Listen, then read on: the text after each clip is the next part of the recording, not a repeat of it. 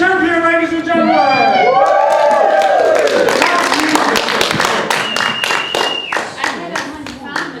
Oh, congratulations!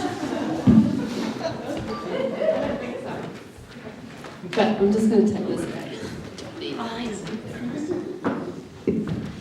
Okay, I'm Lindsay, and I'm got a little routine going tonight, and it's an adaptation from a Toastmasters speech I did. And we've got a few Toastmasters here tonight. The good thing about the comedy side of it is that you don't have to be good anymore. You can and and you can say profanities, and you can be un-PC, which is great. So, has anybody out there done a little stint in their life of being a vegetarian or a vegan? Yeah. And did you cheat?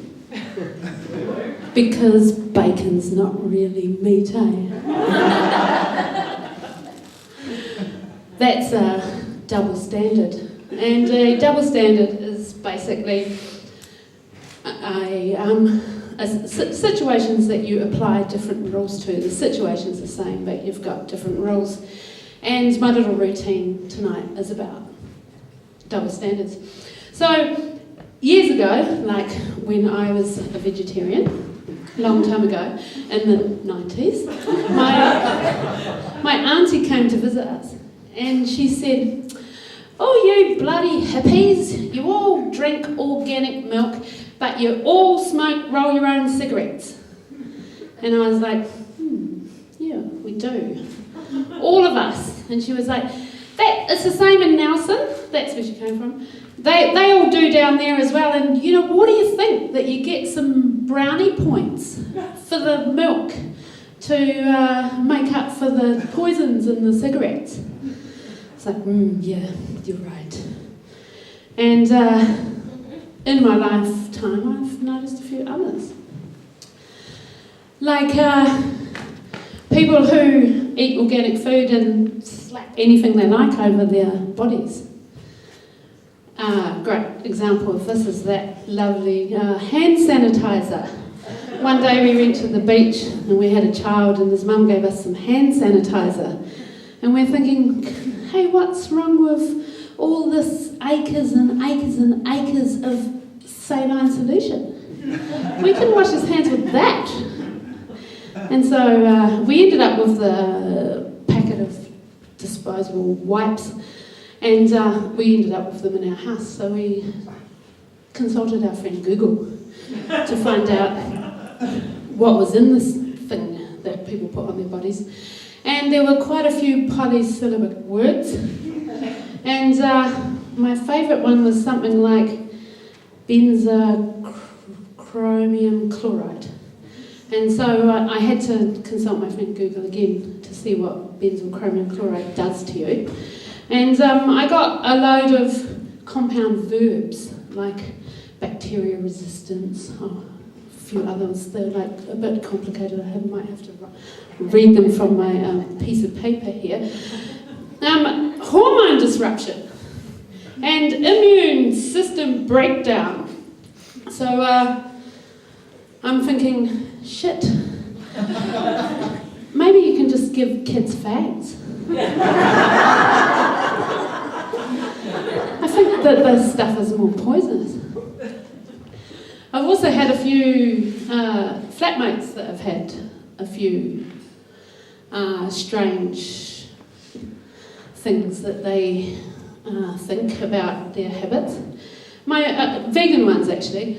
First of all, a friend, Catherine, that came to live with us, and she loved Vogel's bread. You know, she came from Scotland, loved Vogel's bread. And we're like, but you're a vegan, and Vogel's bread's got milk solids in it. Milk solids aren't vegan. And we weren't allowed to talk about that. And then she kept eating Vogel's bread. And I had this hilarious flatmate in Coromandel once, and he was a raving vegan. You know, like you shouldn't eat meat, it's rotting inside you, it's disgusting, you're going to kill yourself, it's so bad, and you shouldn't have leather, it's cruelty to animals and stuff like that.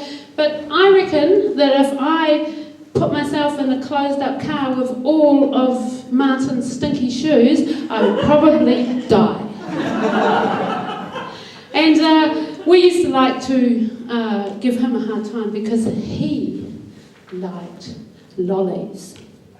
And lollies, those jelly ones, they have, no, I've just lost the word. Bloody cow's hooves in them. Gelatine. Bloody cow's hooves in them. They're cow's hooves. Fucking outrage. Yeah. So we had to give him a hard time about that.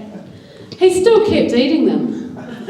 But anyway, the dictionary says that it's a translucent, colourless, brittle, flavourless, solid substance derived from collagen obtained from various animal byproducts. Ugh! That's a really bad double standard. I still have double standards. Apart from, I don't smoke anymore, so I don't have the one with the milk and the cigarettes. But, and I'm not a vegetarian anymore. Now I'm on my low preservative, not so processed, mostly organic eating gig. But my breakfast on Sunday morning at Delight would really not be the same without that nitrate-laced bacon. All the preservative and sodium.